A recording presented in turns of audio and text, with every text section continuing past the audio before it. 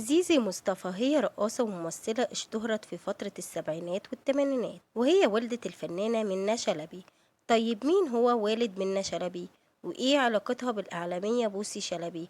وإيه تفاصيل قصة الحب القوية اللي جمعت بين زيزي مصطفى والفنان محمود عبد العزيز؟ وإزاي تسببت بنتها في اعتزالها ولبسها للحجاب؟ وليه خلعت الحجاب بعد كده؟ إيه تفاصيل حالتها الصحية حاليا؟ كل ده هتعرفوه في الفيديو ده.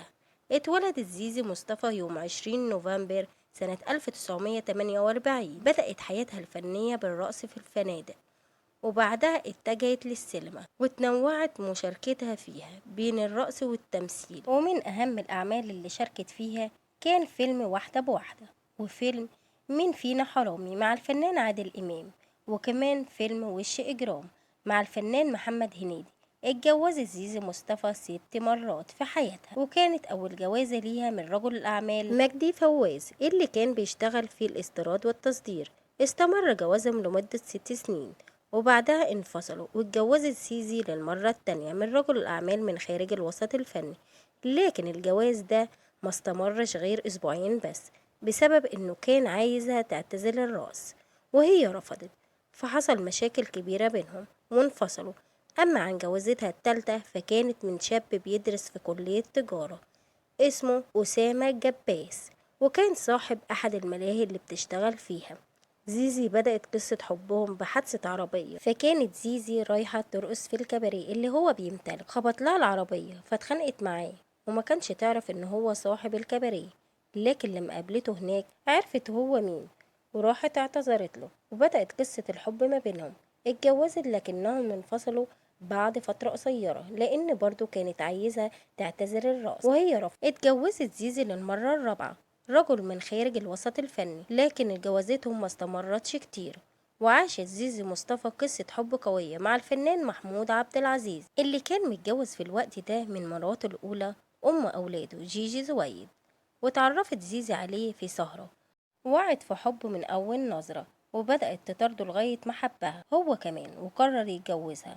لكن محمود عبد العزيز كان ليه شرطين. الشرط الأول هو إن جوازتهم تبقى عرفي في السر، والتانية إنه ما يخلفش منها، ووافقت واتجوزت عرفي 5 سنين. لكن مرات محمود الأولى حست إنها متجوزة عليها، وفي نفس الوقت زيزي كانت بتضغط عليه إنه يعلنوا جوازتهم، لكن هو بيرفض. فحاولت توقع بينه وبين جيجي عن طريق صديقتهم المشتركة الإعلامية بوسي شلبي، اللي خدت صورة من عقد جوازهم العرفي وادتها لجيجي وعرفتهم عنوان شقتهم. وطبت عليهم جيجي في يوم لما اتأكدت، وطلبت منه الانفصال وصممت عليه، وفعلا انفصلت عنه. وبعد ما عرف محمود ان زيزي هي اللي ورا الموضوع ده انفصل عنها هي كمان. فأجرت زيزي بلطجية وحرقت له العربية، فقدم محمود بلاغ في اسم العجوزة واتهمها إنها حرقت عربيته متعمدة، لكنها طبعا أنكرت التهمة. قبل النيابة ما تاخد قرار، راح محمود عبد العزيز غير أقواله ونفى عنها التهمة. وبعد ما انفصلوا اتجوزت زيزي أخو بوسي شلبي رجل الأعمال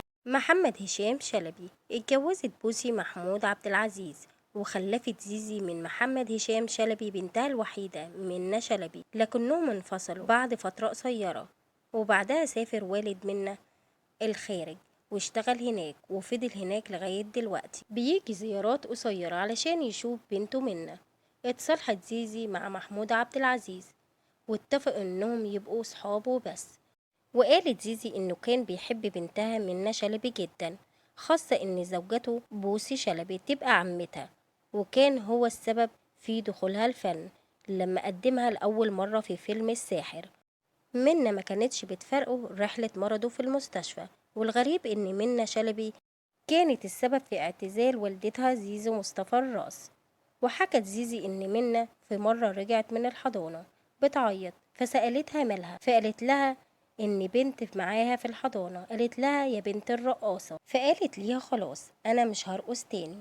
وفعلا اعتزلت الرقص ولبست الحجاب، لكن بعد فترة قلعت الحجاب، فقالت إنها خلعته بعد ما بدأ شعرها يتساقط، وكانت بتحس بصداع شديد، فنصحها الدكتور بخلع الحجاب. وكانت زيزي السبب في انفصال بنتها من المخرج خالد يوسف بعد ما اتخطبوا فترة قصيرة. وقالت زيزي إنها ما كانتش راضية عن الجوازة من الأول، وده لأنها كانت شايفة إن خالد عايش حياته بحرية كبيرة، وكانت قلقانة على مستقبل بنتها معاه، لكنها وافقت لما لقت إن منى بتحبه. لكن في النهاية اتضح إن كلامها هي اللي صح، وبنتها انفصلت عنه. اتعرضت زيزي مصطفى لأزمة صحية جديدة مؤخرا، فهي أصيبت بجلطة في المخ أثرت عليها بشكل كبير، وده خلى حركتها بسيطة جدا، أثرت على بعض الأعضاء جسمها، وده اللي خلى منى تجيب ممرضين يقيموا معاها بشكل دائم.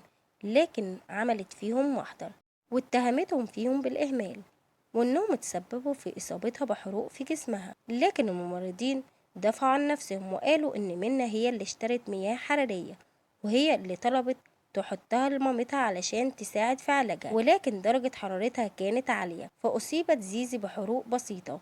اتهموا منى إنها بتسيء معاملتهم وبتشتمهم وبتنيمهم على الأرض.